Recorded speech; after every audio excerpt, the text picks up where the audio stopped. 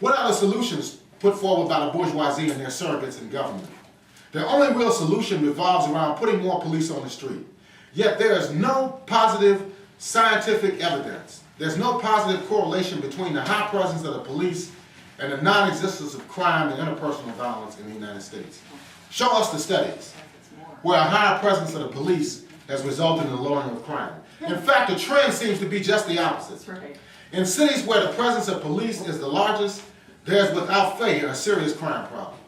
With such a pattern being in existence for well over a century, the assumption could very well be that the large presence of the police in urban areas is a byproduct of high rates of street crime and interpersonal violence. Malcolm X said it 40-some years ago. He said, in the black community, you have the highest crime, and you also have the highest presence of the police.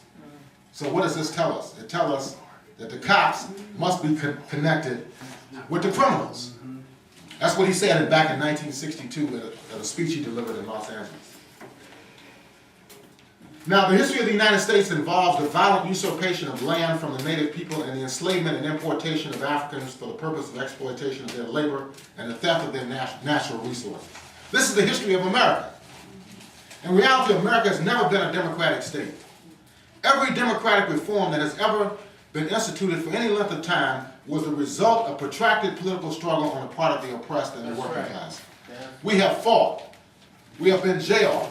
We have been beaten. We have died in order to get reforms in this country.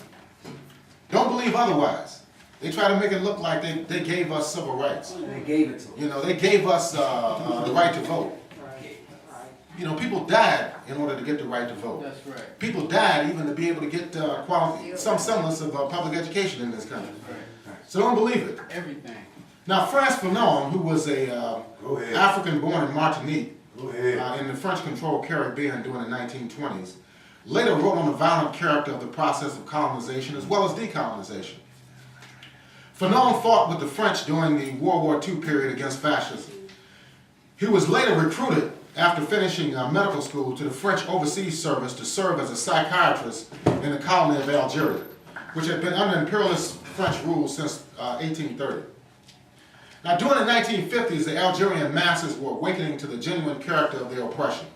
They formed the National Liberation Front, the FLN, which embarked upon an armed struggle in 1954 that lasted until 1961. This struggle resulted in the independence of the former French colony. Over 1 million Algerians died in this process of the struggle for national liberation. So the French didn't give the Algerians their independence. They fought for it. Over 1 million of their people were lost in that struggle. Monumental sacrifice that they made.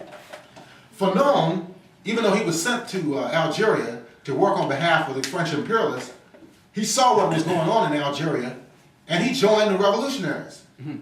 He joined the liberation movement while working on behalf of the colonizers.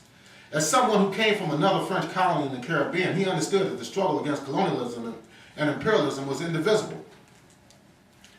Fanon wrote in his classic book, Les Dames de la Terre, in other words, the Wretched of the Earth in English, that, quote, national liberation, national renaissance, the restoration of nationhood to the people, the Commonwealth, whatever may be the heading used or the new formulas introduced, decolonization is always a violent phenomenon. At whatever level we study its relationship between individuals, new names for sports clubs, the human admixture at cocktail parties, and whatever happens with the police, on the directing boards of national and private banks, decolonization is quite simply the replacing of a certain species of men and women by another species of men and women. Without any period of transition, there is a total, complete, and absolute substitution. He said this in the book, The Wretched of the Earth. Since the imposition of the colonial system is inevitably a violent process of suppression, coercion, and exploitation, the struggle to overturn it will in all likelihood be carried out with varying degrees of physical force. As Fanon said, quote, the naked truth of decolonization evokes for us the searing bullets and blood-stained knives which emanate from it. For if the last shall be first, this will only come to pass after a murderous and decisive struggle between the two protagonists. In other words, the class struggle applies in the colonial territories against imperialism as well as it does in the industrial states between the proletariat and the bourgeoisie. According to Fanon, quote, "You do not turn any society, however primitive it may be, upside down with such a program if you have not decided from the very beginning, that is to say from the actual formulation of that program, to overcome all the obstacles that you will run across in so doing. The knaves who decides to put the program into practice and to become its moving force is ready for violence at all times. From birth, it is clear to him that this narrow world, strewn with prohibitions, can only be called into question by absolute violence," unquote. Now let us return to Lenin's State and Revolution, where he discusses in the second chapter the conditions under which the proletariat will rise up against exploitation and oppression. Lenin says that, quote, "There is no doubt that these are the features common to the latest stage in the evolution of all capitalist states generally. In the 3 years of 1848 to 1851, France showed, in a swift, sharp, and concentrated form, all those processes of development which are inherent in the whole capitalist world," unquote. Lenin continues by looking at the broader global dimension of the crisis, stating that, quote, "Imperialism in particular, the era of banking capital, the era of gigantic capitalist monopolies, the era of the transformation of monopoly capital into state monopoly capitalism shows an unprecedented strengthening of the state machinery and an unprecedented growth of its bureaucratic and military apparatus. Side by side with the increase of repressive measures against the proletariat, alike in monarchical and the freest Republican countries," unquote. So in other words, with the rise of capitalism and the rise of imperialism, we will inevitably see the intensification of the bureaucratic and military apparatuses and consequently state repression.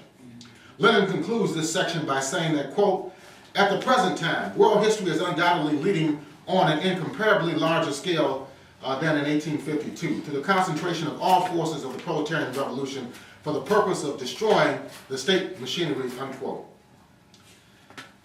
Now, I just want to deal in the last section of this presentation on the escalation of state repression and its implications for Detroit, going back to the 1967 rebellion and bringing us up to 2010. In July 1967, the city of Detroit exploded in an urban rebellion that changed the course not only of Detroit, but the United States history, I would venture to say. This rebellion did not take place in a vacuum, because these outbreaks of civil disorder were occurring throughout the length and breadth of the country, particularly in the northern and western industrialized regions of the U.S. In 1967 alone, there were over 160 rebellions reported inside the United States. Prior to this year, there were numerous rebellions that occurred going back to the summer of 1963. Things escalated in 1964, and in 1965, there was a major turning point with the outbreak in the Watts sections of Los Angeles that prompted the intervention of military forces dispatched to quell the disturbances among the domestic population in the United States. These rebellions were led and directed by the African American people. In 1966, the cry for black power resonated from the Mississippi Delta through the urban areas of the North, East, and the West. All of the leading civil rights organizations of the period, the Southern Christian Leadership Conference, the Congress on Racial Equality, the Student Nonviolent Coordinating Committee, were forced to grapple with the mass outcry for political power and expressions of anger against racism and national oppression. The Detroit Rebellion of 1967 prompted a harsh response from the state that was ostensibly under the control of a liberal capitalist regime. Lyndon B. Johnson, a lot of people consider him the greatest president as far as African Americans and civil rights is concerned in U.S. history. It was the Civil Rights Act of 1964 that was passed under LBJ. It was the Voting Rights Act of 1965 that was passed under LBJ. It was the Fair Housing Act of 1968 that was passed under LBJ. Yet these bills would have never been passed if it had not been for the concrete struggles, the popular uprisings of the African American masses and their allies in this country. We should never believe otherwise.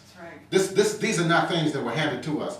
But despite all of this, despite the civil rights bills, despite the Fair Housing Act and the Voting Rights Act, and despite the nascent affirmative action programs that took place at this time, and the so-called war on poverty, it still didn't solve the contradictions in the United States. In fact, even Martin Luther King had to admit by 1967 that the war on poverty was eviscerated by the escalation of the U.S. imperialist involvement in Vietnam.